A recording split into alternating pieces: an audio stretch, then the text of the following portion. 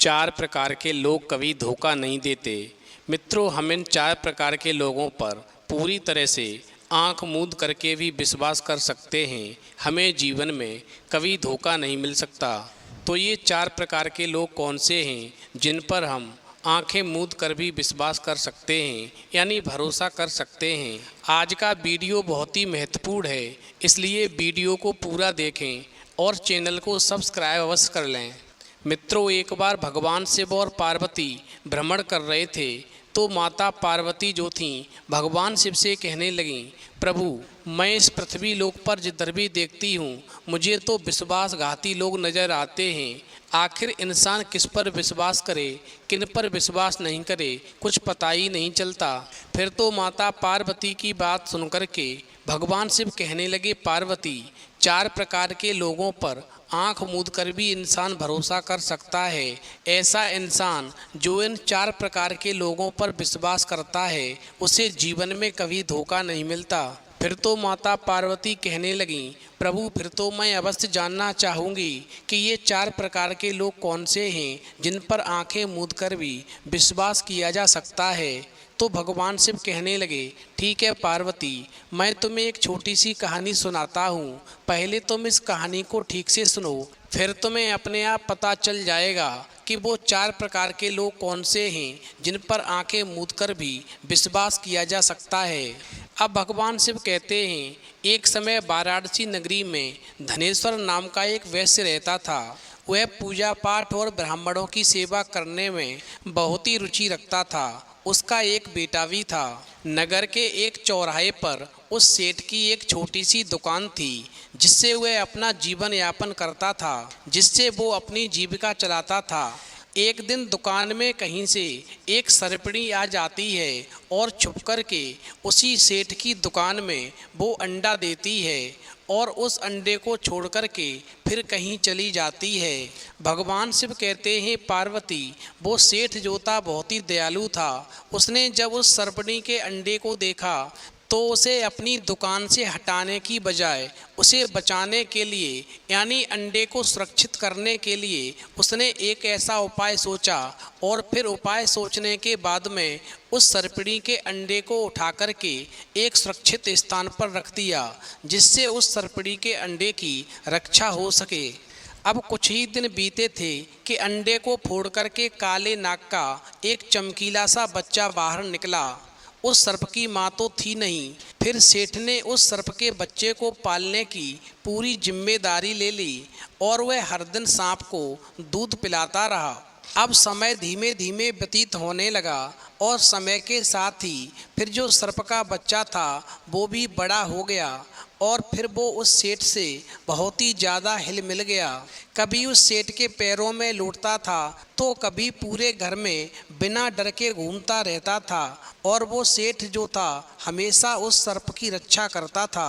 अब भगवान शिव कहते हैं, पार्वती, एक दिन की बात है, वो सेठ हर दिन की तरह गंगा स्नान करने के लिए गया था और उस दिन दुकान पर सेठ का बेटा बैठा था जो ग्राहकों को सामान बेच रहा था। अब उसी समय पर वो सांप उस लड़के के पैरों के बीच से निकला।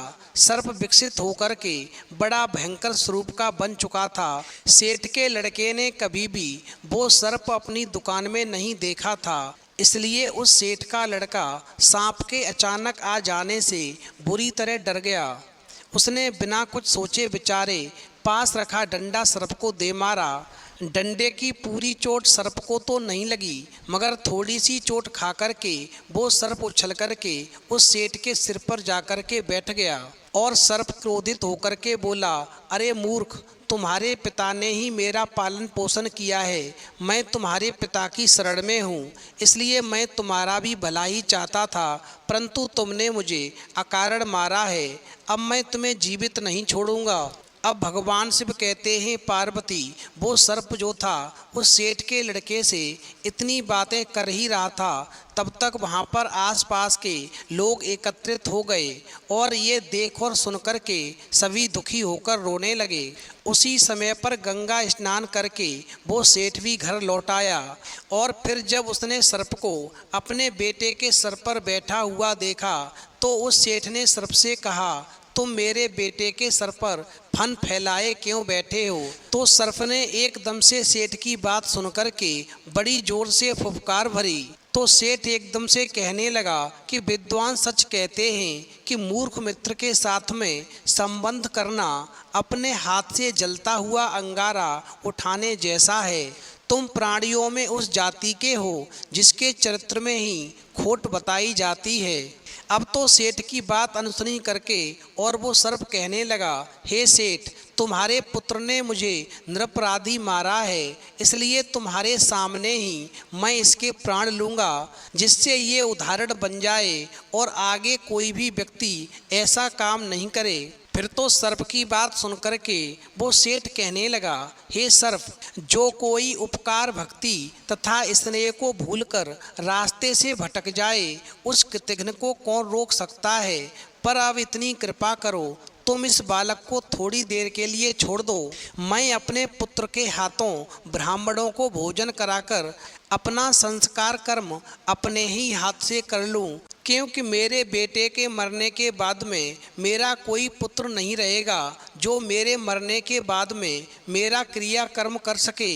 इसलिए मैं ये सब अपने मरने से पहले ही करना चाहता हूँ। चूँकि सेठ ने उस सर्प को पाला था, इसलिए उस सर्प ने सेठ से कहा, ठीक है, मैं तुम्हारी बात को स्वीकार करता हूँ। अब भगवान शिव कहते हैं, पार्वती, इस प्रकार वो सर्प जो था उस सेठ के लड़के के सिर पर बैठा रहा और सेठ से कहने लगा, तुम अपना क्रियाकर्म करो, तुम्हारा जब तक क्रियाकर्म पूरा नहीं होगा तब तक मैं तुम्हारे पुत्र को डसूंगा नहीं, लेकिन इसके सिर पर ही बैठा रहूँगा, और जैसे ही तुम्हारा संस्कार पूरा होगा वैसे ही मैं तुम्हारे पुत्र को डस लूँगा। फिर तो सर्प की बात सुनकर के सेठ ने उसी दिन 1000 दिग्गज विद्वान ब्राह्मण तथा सिद्ध सन्यासियों को निमंत्रण दिया, और जब सभी विद्वान ब्राह्मण एवं सभी सिद्ध सन्यासी वहाँ पर एकत्रित हो गए, उसके बाद में सेठ ने सभी को मधुर स्वादिष्ट भोजन कराया। और इस प्रकार भोजन और ब्राह्मणों के अन्य सेवा कर्म में उस सेठ के पुत्र ने बड़ी तत्परता दिखाई। फिर तो भोजन और सेवा से संतुष्ट होकर के ब्राह्मण और संत ऋषि मुनियों ने प्रसन्न होकर के उस सेठ के लड़के से कहा, हे सेठ पुत्र, तुम चिरंजीव हो, तुम्हारे सभी शत्रु नष्ट हो जाएं, तुम्हारा सकल मनोरथ सिद्ध हो जाए।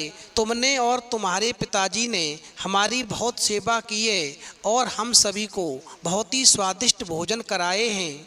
अब भगवान शिव कहते हैं, पार्वती, सिद्ध योगियों का वचन निष्फल कैसे जा सकता था। सन्यासियों के वचन सर्प को वज्र से लगे और वो सेठ के पुत्र के मस्तक से गिर कर के तत्काल मर गया।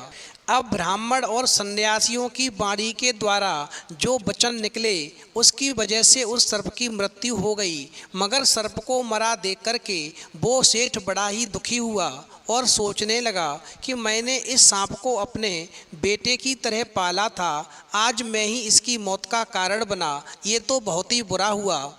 यदि सर्प दोषी था तो मेरा बेटा भी दोषी था। मैंने भी अंततः उपकार का मार्ग त्याग करके स्वार्थ की राह पकड़ी है। वह तो सर्प था, परंतु मैंने मनुष्य होकर के ये गलत किया। और इस प्रकार सेठ ने पछताते हुए उस दिन भोजन नहीं किया और न ही रात में चैन से सो सका। फिर तो भोर होते ही वो सेठ जो था गंगा स्नान करके देवता पितरों का पूजन तर्पण किया और घर आकर के एक बार फिर से 1000 श्रेष्ठ ब्राह्मणों और सन्यासियों को न्योता दिया। इस बार तो सेठ ने पहले से भी उत्तम व्यंजनों का भोजन करा करके ब्राह्मण और सिद्ध सन्यासियों को संतुष्ट किया। और फिर जब सभी ब्राह्मणों और सिद्ध सन्यासियों ने पेट भर के भोजन किया तो भोजन करने के बाद में वो सभी बहुत ही प्रसन्न हुए और उन्होंने सेठ से कहा, हम तुम्हारी सेवा से बहुत ही प्रसन्न हैं, तुम हमसे कुछ भी वरदान मांग सकते हो।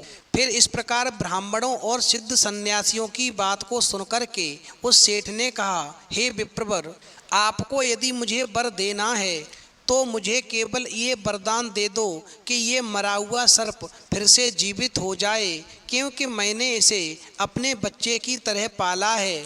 अब भगवान शिव कहते हैं, पार्वती, फिर फिर इस प्रकार ब्राह्मण और सिद्ध सन्यासियों ने सेठ से कहा, तुम हमें वहां पर ले चलो जहां पर वो सर्प मरा पड़ा हुआ है। फिर तो सेठ जो था सभी ब्राह्मणों और सिद्ध सन्यासियों को लेकर के उसी स्थान पर आ गया जहां पर सर्प मरा पड़ा था।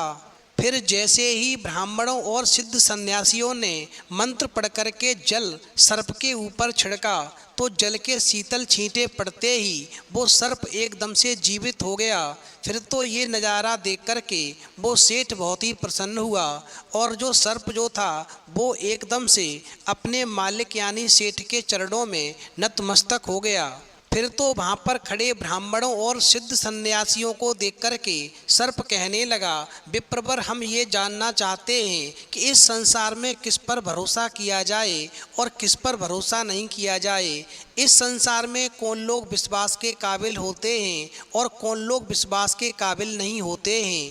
फिर तो सर्प की बात सुन कर के वो सन्यासी कहने लगे, आज हम तुम्हें 4 प्रकार के लोगों के बारे में बताते हैं कि इन 4 प्रकार के लोगों पर आंखें मूंद कर भी विश्वास किया जा सकता है, जिनसे कभी धोखा नहीं मिलता। नंबर 1, स्पष्ट बात करने वाले लोग। जो लोग स्पष्ट बातें करते हैं वो कभी किसी को धोखा नहीं दे सकते। ऐसे व्यक्ति दिल के साफ होते हैं, मन में कुछ नहीं रखते हैं। ऐसे लोगों से मित्रता कर लेनी चाहिए क्योंकि ये आपका कभी भी अहित नहीं चाहते हैं और जीवन में कभी भी इनसे आपको धोखा नहीं मिलता। नंबर 2, जिसे किसी भी तरह का लालच ना हो। जिन लोगों को किसी चीज़ का लालच नहीं होता, ऐसे लोग कभी किसी को धोखा नहीं देते हैं। ऐसे व्यक्ति पर आंख बंद करके भरोसा किया जा सकता है। ऐसे लोगों से कभी धोखा नहीं मिलता जिनके अंदर किसी भी तरह का लालच ना हो। नंबर 3, बिना फल की चाहत के मदद करने वाले लोग। ऐसे लोग कभी भी धोखा नहीं देते जो निस्वार्थ भाव से लोगों की सेवा करते हैं। ऐसे लोग कभी भी किसी का बुरा नहीं करते हैं और इस प्रकार के लोगों पर भी आंखें मूंद करके विश्वास कर लेना चाहिए। इस प्रकार के लोगों से जीवन में कभी धोखा नहीं मिलता।